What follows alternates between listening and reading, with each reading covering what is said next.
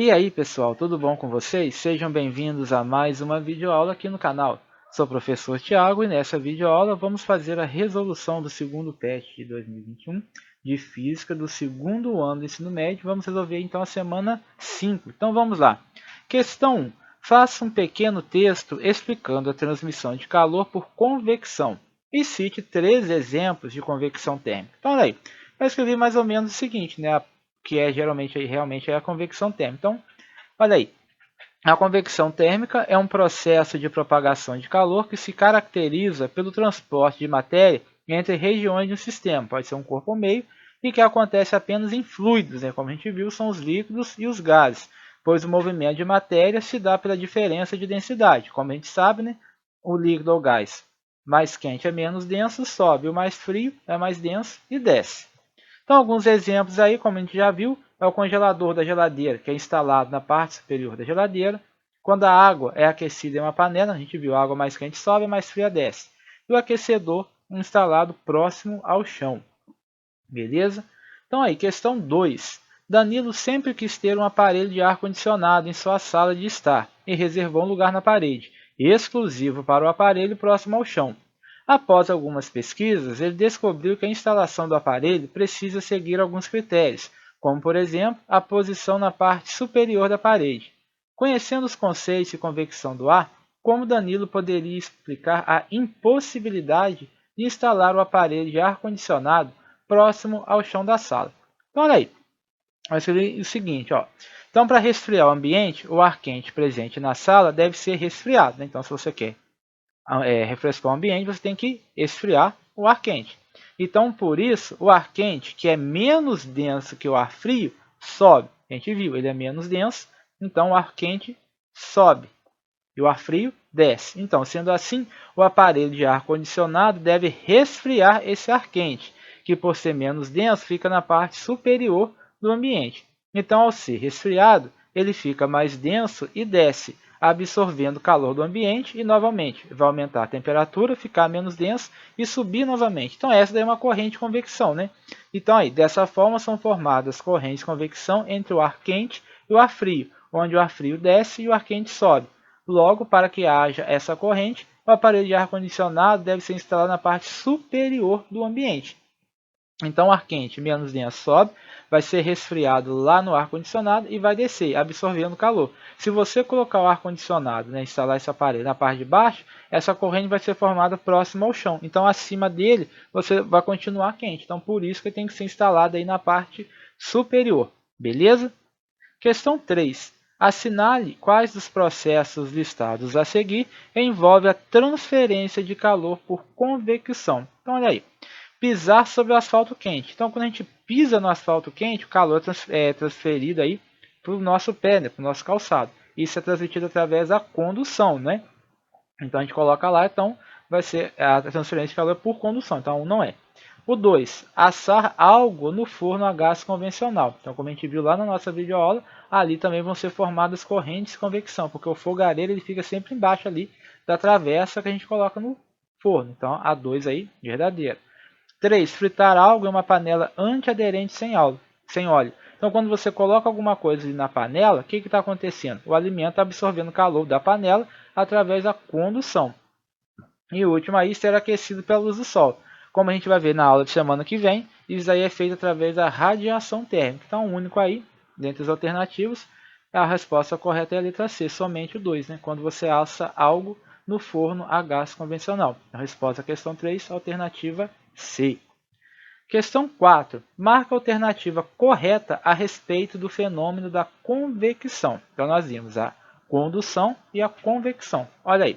Letra A. A convecção é caracterizada pela passagem de calor de molécula a molécula de um material. A alternativa aí é falsa. Como a gente viu, isso daí é a condução térmica e não a convecção. B. Esse fenômeno é o único responsável pela ocorrência do efeito estufa. Então, a gente ainda não estudou, mas a gente vai ver na próxima aula que isso aí é devido à radiação térmica, não é nem condução nem convecção, e sim a radiação. A gente vai estudar na próxima semana. Na letra C.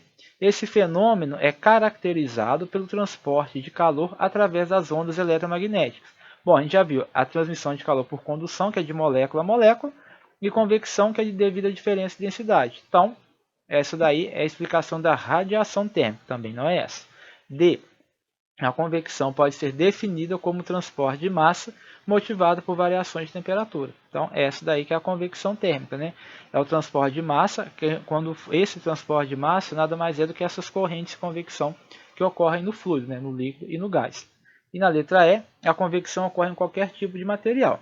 Não deixa de ser verdade, mas ela está muito mais presente nos fluidos, que são os líquidos e os gases. Então, a resposta correta da questão 4, alternativa D. A convecção pode ser definida como transporte de massa motivado por variações de temperatura. Certinho?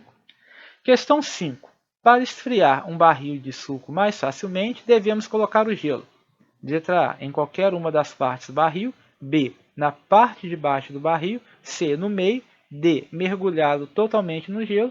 Ou letra E, na parte de cima do barril. A gente vê essa resposta, a gente pode até pensar, quando a gente quer esfriar um suco mais rapidamente, a gente coloca ali o gelo. Então, para nossa sorte, até a própria natureza nos ajudou.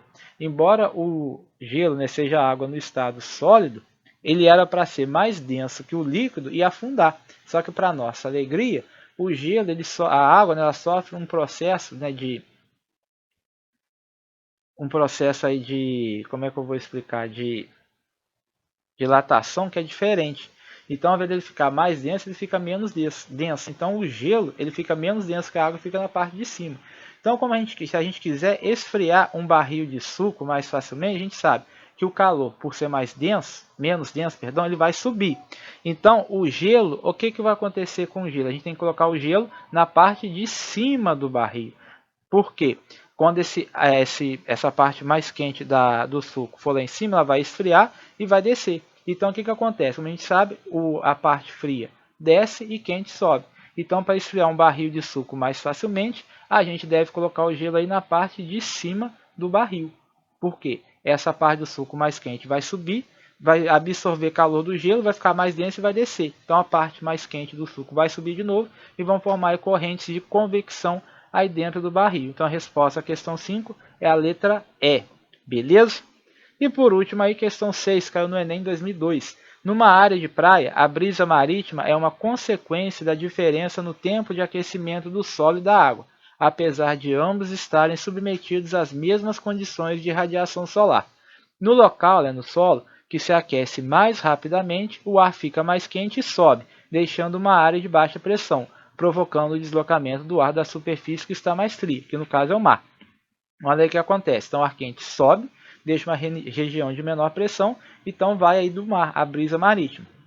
E já à noite ocorre um processo inverso que se verifica durante o dia. Então, a brisa é da terra para o mar. Então, pergunta, como a água leva mais tempo para esquentar de dia, mas também leva mais tempo para esfriar à noite, então o fenômeno noturno, a brisa terrestre, pode ser explicado da seguinte maneira. Então, como se explica aí? Letra A. O ar que está sobre a água se aquece mais, ao subir deixa uma área de baixa pressão, causando deslocamento de ar do continente para o mar. B. O ar mais quente desce e se desloca do continente para a água, o qual não conseguiu reter calor durante o dia. C. O ar que está sobre o mar se esfria e dissolve-se na água. Forma-se assim um centro de baixa pressão que atrai o ar quente do continente. Letra D. O ar que está sobre a água se esfria, criando um centro de alta pressão que atrai massas de ar continental. Ou na letra E, o ar sobre o solo mais quente é deslocado para o mar, equilibrando a baixa temperatura do ar que está sobre o mar. Então, como a gente viu, esse fenômeno vai ser o contrário. Vamos analisar aqui só algumas alternativas aí. A B está dizendo que o ar mais quente desce. A gente sabe que é errado. Então, o ar mais quente sobe. Então, a B não é. Na letra C, o ar que está sobre o mar se esfria e dissolve-se na água. Nem tem lógica isso daí. Então, a resposta correta aí vai ser justamente o contrário. Vai ser a alternativa A. O ar que está sobre a água se aquece mais. Então, ao subir, deixa uma área de baixa pressão, causando um deslocamento de ar do continente para o mar. Beleza? Muito bem, encerramos aqui mais uma videoaula. Peço a você que acompanhou aqui até o final, deixe seu joinha, compartilhe com seus coleguinhas de escola. E se ainda não é inscrito no canal, peço a você que se inscreva. Me ajude a manter o canal e até a próxima videoaula, pessoal. Forte abraço, valeu!